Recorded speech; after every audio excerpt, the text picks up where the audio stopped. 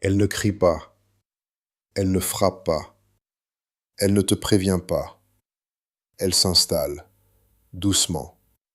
Et pendant que tu regardes ailleurs, elle détruit tout. Tu la connais bien, cette voix. Fais-le plus tard. T'as le temps. Commence demain. Tu l'écoutes, tu obéis, encore et encore. Et les jours passent, les semaines, les mois. Et ton rêve, il rapetisse, doucement, silencieusement, jusqu'à ce que tu n'y crois plus.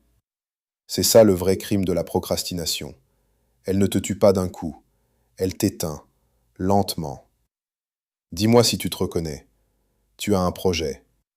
Depuis longtemps. 1 an, 2 ans, plus, et chaque matin, tu te lèves avec l'intention. Aujourd'hui, je commence. Et chaque soir, tu te couches avec la même excuse. Demain, ce sera mieux. Mais demain arrive, et tu fais pareil. Tu sais ce que ça s'appelle? Une prison. Sans barreaux, sans gardien. Une prison que tu construis toi-même, brique par brique, jour après jour.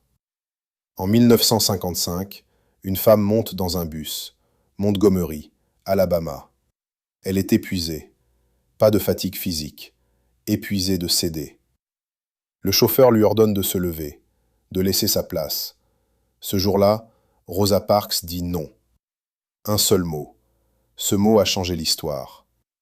Elle aurait pu attendre. Ce n'est pas le bon moment. Je suis seule. Ça ne changera rien. Mais elle n'a pas attendu. Elle a agi. Là, dans ce bus, ce soir-là. Un acte, un mot, une destinée déclenchée. Maintenant reviens à toi. Combien de fois tu as laissé ta place? Combien de fois tu t'es levé quand tu aurais dû rester? Combien de fois tu as dit « ce n'est pas le bon moment ». Il n'y a pas de bon moment. Il n'y en aura jamais. Le bon moment, c'est celui que tu crées. Maintenant, avec ce que tu as, là où tu es. La procrastination te raconte que tu attends le bon moment. Mais la vérité, tu attends juste d'avoir moins peur. Et la peur, elle ne disparaît pas en attendant. Elle grandit. Chaque jour sans action nourrit le doute. Chaque doute nourrit, affaiblit ta foi en toi. Chaque foi affaiblie, rapetisse ta vision. Et un jour, tu regardes en arrière. Et tu vois une vie à moitié vécue. Des rêves morts sur le bord de la route. Pas tués par l'échec, tués par l'attente. C'est ça la procrastination.